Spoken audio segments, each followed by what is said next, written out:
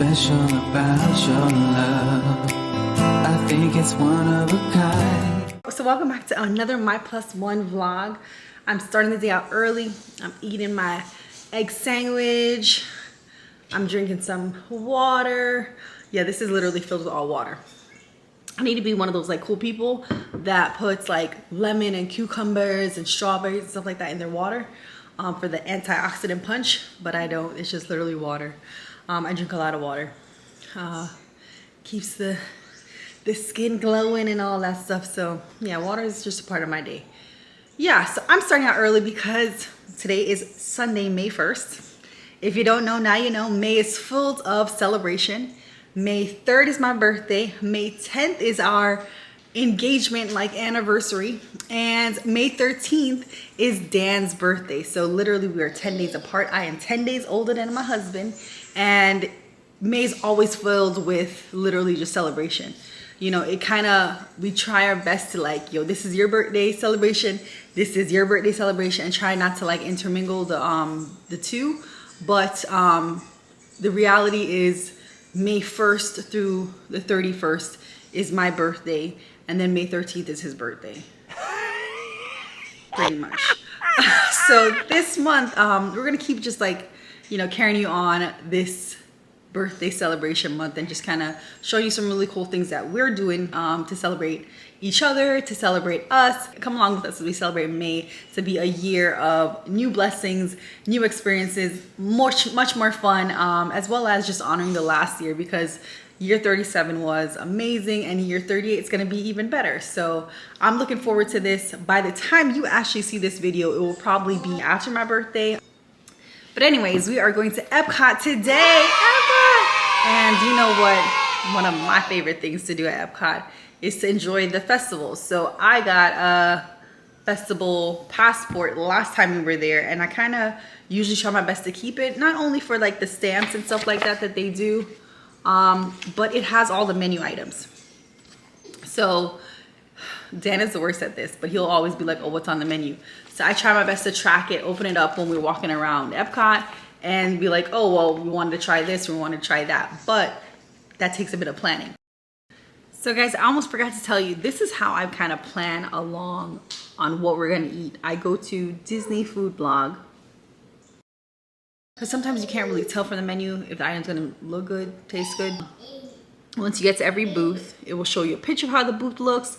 It will show you the menu. It will show you the items with the actual prices on them. Because remember, the passport doesn't show you the prices, which is why I always show you guys what the price is when we get to the park, as well as some items that they picked and what their favorites were. So all of that is there. The Disney Food Blog is literally my savior when it comes to some items, and kind of goes in the description of what items I can't eat, you know, because I'm like, oh, maybe I didn't realize, like, oh, it has shrimp on it and stuff like that. So Disney Food Blog, check them out.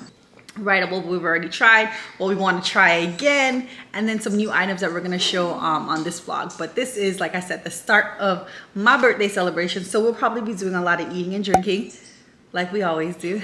So yeah, I'm gonna keep checking you back on what we're doing today. But like I said, it's a start. Great things. Laters. So we are on our way to EPCOT. Earlier I told you that we were going to go to EPCOT because it is the start of my birthday celebrations. We are running slightly late for the time that I predicted, but that is okay. EPCOT days are, or Disney days are just kind of get there when you get there. Well, now it is. Yes, exactly. So yeah, when we used to live in South Florida, I think that's what it was. Like, I think that's with anyone and anywhere. If you're traveling somewhere, you want to be able to get in as much stuff as possible. So you're trying to get as much stuff done when you're on vacation. You know, you want to get the biggest bang, especially when you're spending, for some people, thousands of dollars going to Disney. You want to be able to go to the park and ride every ride, and that's not realistic. You know, like I had to tell Johnny that, like, it was something that he didn't really understand, that like, oh, we can't do like no, like, it's very hard nowadays. Even when you buy the plus whatever pass, it's still gonna take a bit of like line standing, or you're gonna sacrifice food, you're gonna sacrifice parades. There's something that has to sacrifice, or your sanity, you know. I'm gonna give Lisa a look. What's the look for? You know I'm gonna say something you're not gonna. What is that? You're not gonna like hearing this, especially if you're in Disney and whatever, and we can forget about Disney coming in and saying, inviting us to the parks when I say this. What's that? I said about this year, this like get outside year, you know, coming out of the pandemic or the restrictions from the pandemic. Everybody's excited. And everybody is doing, it's too hyped up. They're too amped up. Nothing is gonna stop them from going. Times that would usually not be all that like filled up. The reality is this: if you haven't already had a park trip planned now, I wouldn't look at this year. You think so? It sounds bad. You think it sounds like from I'm now being till the end of the year it's going to be more difficult? Yeah, I think it's going to be all about getting outside this year. If you already have your plan, make the best of it. You can still have a really good time. I don't want to sound like I'm saying you're not going to have a good time. There's so many reports nowadays of like parks being crowded. I think it might have a negative impact. I think people might say, you know what? Like you're saying, I'm not going to come this year. So I think there's going to be a point where parks might empty out a little. I don't think that's happening in this year. You don't think so? Okay. In this year. I think people are too determined to care. They could hear anything outside of maybe like a hurricane is coming, and they're coming. Oh, there's a new strain. I booked already. I'm coming. And if it's going to be packed, it's going to be packed. If you haven't already planned a trip, and this is not some kind of, I have to come this year, this is some kind of special year and nothing else will work except this date, I would plan for next year, to be honest. I think there's going to be too much amped up hype this year. People are going to be just too determined to come out no matter what is going out, for whatever, at all costs. Yeah, and no matter what, no matter how expensive, how ridiculous, they're nickel and diming them. So I was looking for like a last minute trip for like, my birthday, for Dan's birthday, one of the two in between this time. And a hotel that we've stayed at, which is an excellent hotel, it's a Noble House hotel. It's like Playa something in Naples. We spent, this was prior to pandemic, right? But we spent, because I was pregnant, we were like, I think it was like 300 something a night. For this Thursday, Friday, leave Saturday, it was $889 a night. So it's not like you're going and you're like, oh, the prices are so low, I have to go now. There's really not that. They know so many people want to get out that they're like, oh, we didn't spend any money last year and the year before, so we're gonna spend it now. And I'm like, you're at a disadvantage because you're not even getting any deals and it's crowded. So it's not even just about the deals, because for some people they'll say it's worth the money, right? But you're paying for the worst version of it. It's like the people that come in summer. Listen, I'm not bashing you if you come in the summer. I get it. I understand. Kids are out. It might be the easiest time for you to schedule for school or summer or whatever. But you're paying the most money at the hotels for the parks to come at the most crowded time, to come at the hottest time of year. So not only is it crowded, but it's super hot. It's super crowded. It's just not worth it. Super hot. It is not. Disney didn't do that, or wherever didn't do that. Universal didn't do that. That's just like it's summertime, and yes, it's a combination of what. It's not a bashing of Disney. Disney didn't make the hype. I mean, they're benefiting from it, and they're definitely not trying to calm down the hype. Yeah, they're not. But they didn't make the hype, and it's not. People are being silly. Unfortunately, you coop up people. There's still people right now on the other side of the globe They're lockdown. still having restrictions, yeah. Yeah, so this is just like So, now like, the cabin fever is like, that's I the don't thing. care. I don't care what I gotta pay. A lot of travelers now are from Europe because they couldn't travel for so long. So they're like, whatever the cost, whatever airfare costs, whatever hotels cost, we're there. Whatever the merch is, because like Disney's merch even has gone up. I went on the DVC rental website and I'm looking at the rates and I'm like, even the last minute bookings are preposterous now. Like, and that's not knocking those people's business or anything. Yeah. But it's at the point where it's like, why are you bothering do you think it's the DVC companies, or do you think it's... No, it's... Well, what has you have to pass on your costs, unfortunately. To anyway, the point, yeah. The point of what I will bash all companies for is this is why, as consumers, we always need to stay in control. Stay in control of your money. They need your money. They need you as a consumer. You don't need them as a consumer. Because whenever the companies are at an advantage, they're never gonna have any mercy. They're never gonna say, you know, we have loyal customer base. Oh, we're making so much money right now. Oh, let's lower the price. It's never gonna happen. Know what? We have the advantage because we are the consumer, and if we don't want to buy into it, then that's fine. But there's a lot of people, especially like the annual pass holder Facebook group that I'm a part of. A lot of people are like, oh, well, I could afford it. And they end up bashing the people that are like, you know what, financially for a family of 4, it's just too expensive for a hotel and plane ticket. And then there's people who are like, well, then don't come.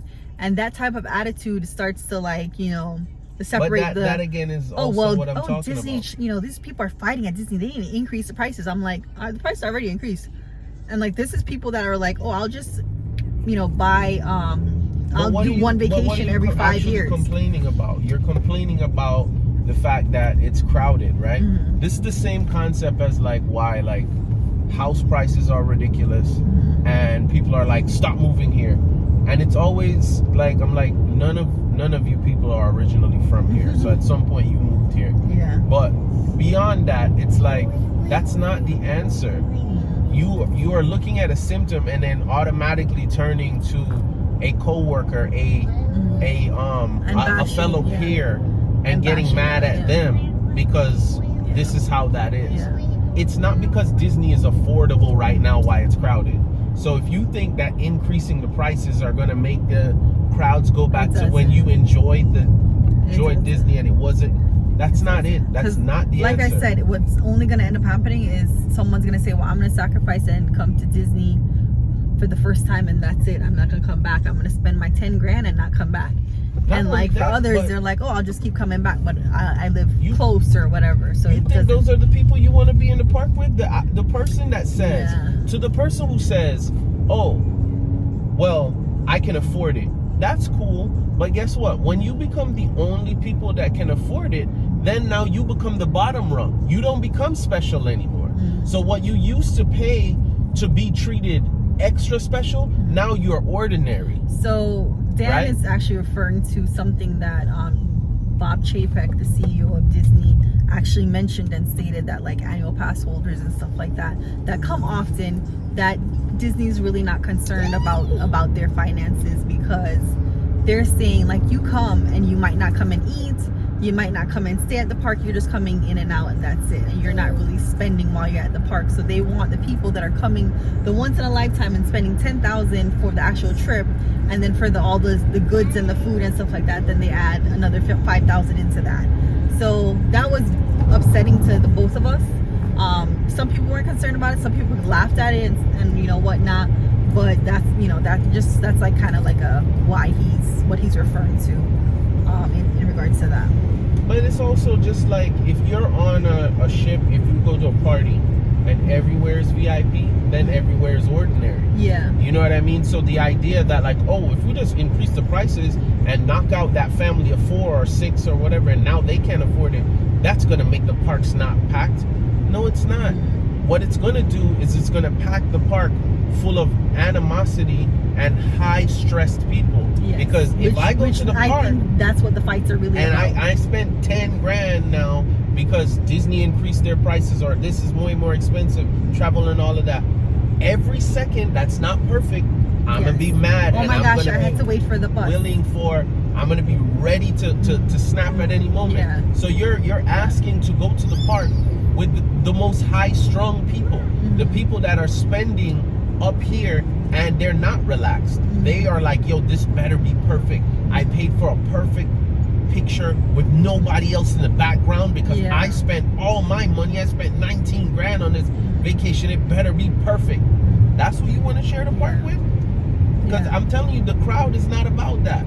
The crowd is about the hype. And it's not going to go away for the rest of the year, period. And if you really take note about like a lot of the times that these like interactions, these fights and stuff like that have been happening, the altercations, if you take notes of like where these altercations have happened, a lot of times they're in lines. A lot of times they're I was in line for a ride, for a bus, some type of transport. Or I missed something. Yeah, like, oh, these people came out of nowhere, and I was and this is something we've experienced. We've been in line for an hour and a half waiting for our bus, and 3 buses came at this other hotel, and but it's a fancy hotel, and we are staying at a bottom rung hotel.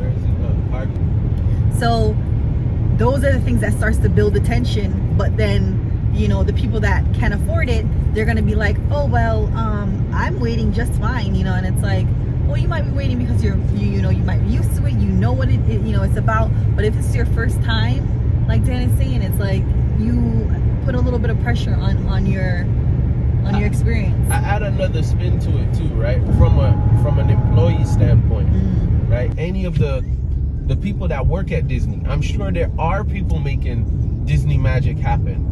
I'm just not encountering it as much, and I hope to be wrong about that. But I think that all comes down from the top.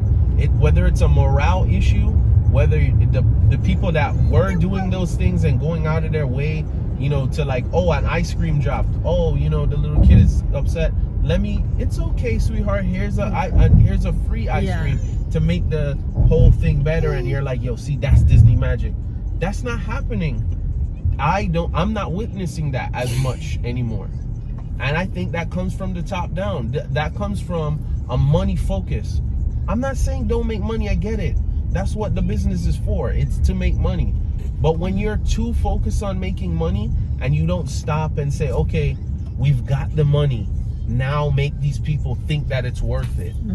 No, it's just, we got the money. Let's see if we can squeeze more money. They're already here. Now they're stuck in line. Let's see if we can get them all to pay $15 per person more so they can even have a chance to get on some of the rides they want to get on.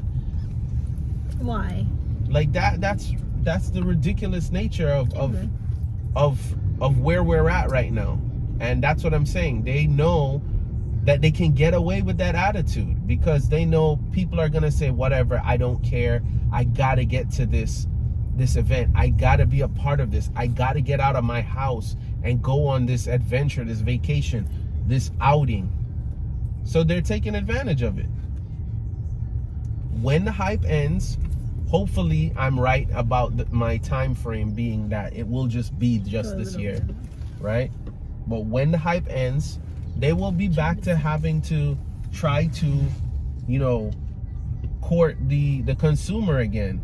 But until then, they know they can get away with murder, and they're not gonna ease up. Back to you when we were at the World Showcase, because you know there's music and stuff at the entrance that we get copyright things for that. We're gonna have to put in some music. All right, so we're under Spaceship Earth. I am doing my usual, trying to keep up with Lisa, who finds a reason to walk fast in EPCOT every time. But because I pointed it out in the last video, now she's like, no, it's because I'm trying not to get rained on. Like walking fast in the park is gonna stop the rain. This is just, you get excited when you come to the park, and that's it. That's all that happens. That's you. That's who you are. Why she's trying to deny it? Show this guy right now. What that's gonna? So how are you gonna outrun the? How are you gonna outrun it? Show this guy. We're gonna go to Mexico. Explain how you're gonna outrun the rain. Show this guy. Oh, it's not gonna rain in Mexico. Don't lie to them. Show this guy. My wife is now convinced that it's not gonna rain in Mexico. Look at this guy. So fun fact, if you come to Disney and you come to EPCOT and it's about to rain, run to Mexico because for some reason it's not gonna rain. Mexican Pavilion, stop that. Stop lying to people like I'm crazy. Baby, everybody's gonna run inside that. That is gonna be so packed in there. You've done it before. So packed in there. You want us to wait at the front? No. Okay. But just walk at your regular, insane speed walk pace, because that's how you walk in Epcot. No, I don't. That's how you walk when you get here. You're not even She's straight. literally trying to control how fast she's walking right now because That is I not pointed true. this out. Lies. Her legs are burning her right now. Like, why? Why am I going so slow? Show them the sky. Show them the sky right now. Show them the sky. Mind Look you, at she that. knew it was gonna rain since At 4 like 2 o'clock. I will be honest. I am trying to control my speed. I Try to want keep go- up. I dare you. Come to Epcot one day with Lisa and try to keep up. I dare you. I promise you. Your legs are gonna be burning. If they close, they close. I mean, there's nothing to do about it. Look at the sky. Show the sky. Okay. Look at Stacy. What's this one? Louie. I will say one thing Colors? that is a little strange about this particular topiary, right? Is the fact that when you're walking in from the main entrance, you walk in facing the back of it. It's a great photo op, and it does put the ball behind you, so I guess that's more along the lines of what it's for. But it's just weird that when you're coming in, that it ends up being that you're facing the back. Like, they didn't put any characters facing you coming in. It's all about that picture right there. Maybe it's starting. You gotta get to the starting. I'm gonna turn. It is about to start raining, so catch you guys in a little bit.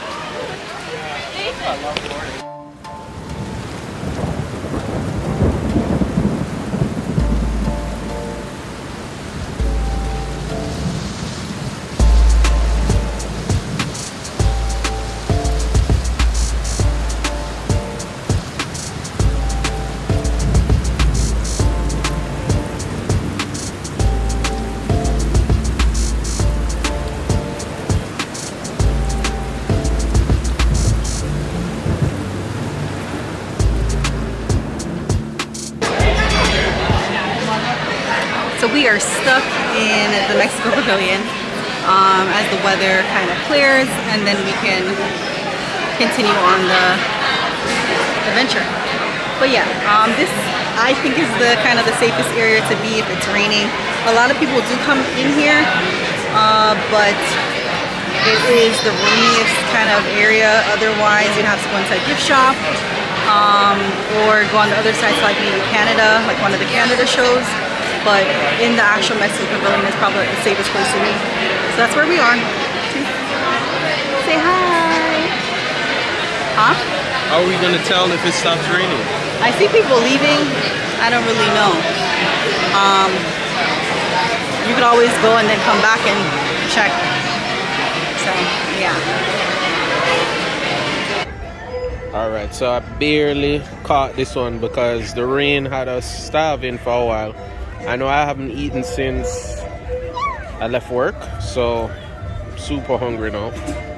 But this one is the crab and cheese wontons. This is the chicken skewer, and that is the Tang Dynasty, which even though you don't see the pearls in it, there are some little jellies at the bottom of them with Lisa's yellow straw. I asked for this specifically. I actually would have went for the black straw, but to each his own. What is this called? Lift seat. It's pretty good. It has a weird doughy texture to me, but it's still really good. But I was just telling Lisa, my obnoxious hot take for today is everything in the park, no matter how good, is fighting for second place to the school bread. I challenge you to prove me wrong.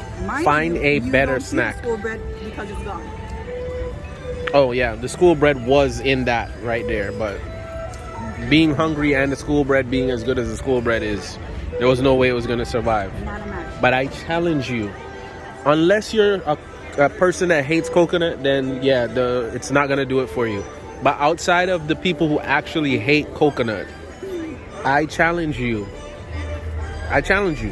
anywhere in the park, during any festival, find something better than the school bread. You're not going to be able to. You're only going to find second to the school bread. Yeah, it's yum yum time.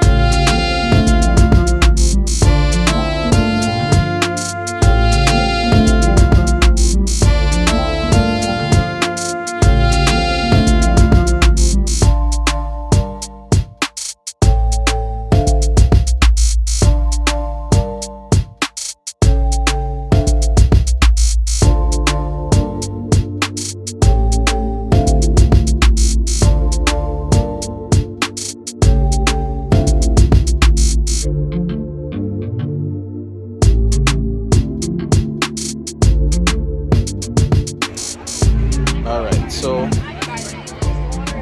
Lisa, this is the chicken flatbread. Tuna tataki from, this is a citron blue, but these two are from the honey bistro. This is the honey cheesecake and then the honey wine.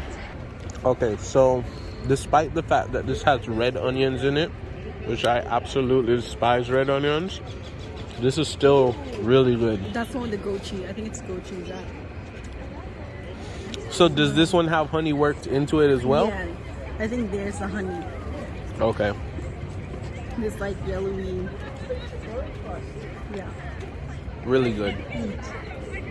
For a flatbread, for a chicken flatbread, I mean, it's not gonna, if you're not already a person that will eat flatbread, it's not gonna really blow your mind. But hold on, talk about the size of the portion. The portion is really good. Oh yeah, for the size of this though, especially for a booth food. 2 or 3 people can eat from that. Don't you Yeah. think? Yeah.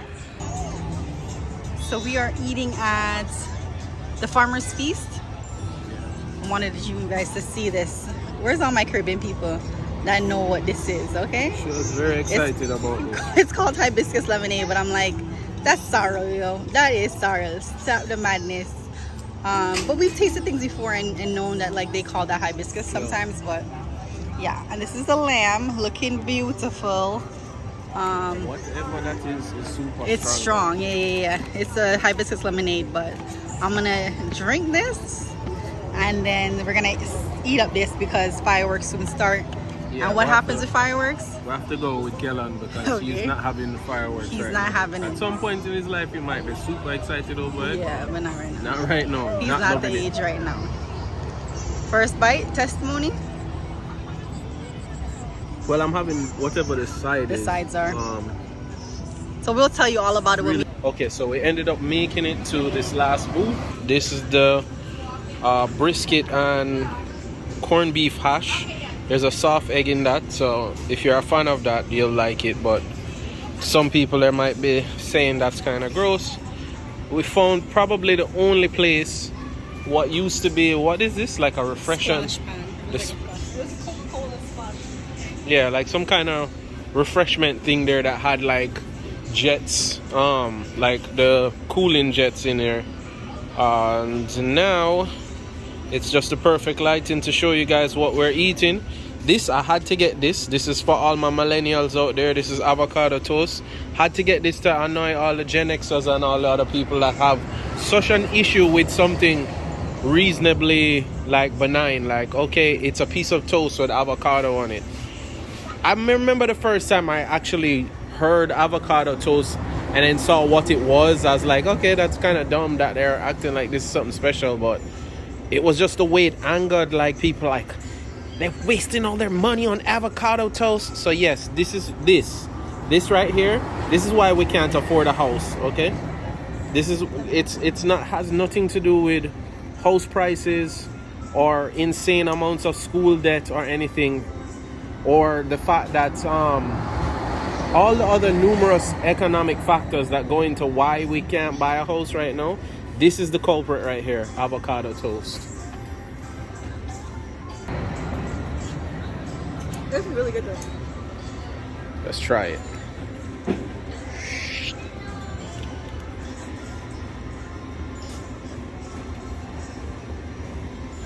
This strangely does just taste like drinking Fruit Loops, like milk, but in a shake form, so it's thick, which doesn't sound flattering to it, but it's still some weird way very good. Now watch Lisa partake in this millennial. Look at her now. That's exactly why she can't have a house. That's why she can't afford a house. Millennial check. I am having glare. That's weird. Lisa said she wasn't sure I was gonna like this, or she wanted to see if I was gonna like this. No, I think you're gonna like it. That's why, yeah. No, it's really good, but I like avocado. Yeah. I like pear. Because it's the thing In is, almost it's any not fashion. like a guacamole, right? It's just like, Which is weird you say that, because it has all the elements. All yeah, guacamole just not mixed not together. mixed in. Yeah. You think it could be a little more salty? You think so? I think it could be a little more salty, but I think I'm just full right now. I think it could have just been more of a toast. Like the bread just seems like bread. So that's more of avocado bread instead of avocado toast. Like it's not a crispy piece of toast that it's sitting on. And it's not because it's soggy. Like you can tell it wasn't toasted. But other than that, like all the flavors of it is really good. You want? Kellan is freaking out right He now. is He's about taking to his try to clothes take off. his clothes He wants Fruit Loops. Okay. I think it's one of a kind. There's something special about your love. I want it all the time. You will always be my inspiration.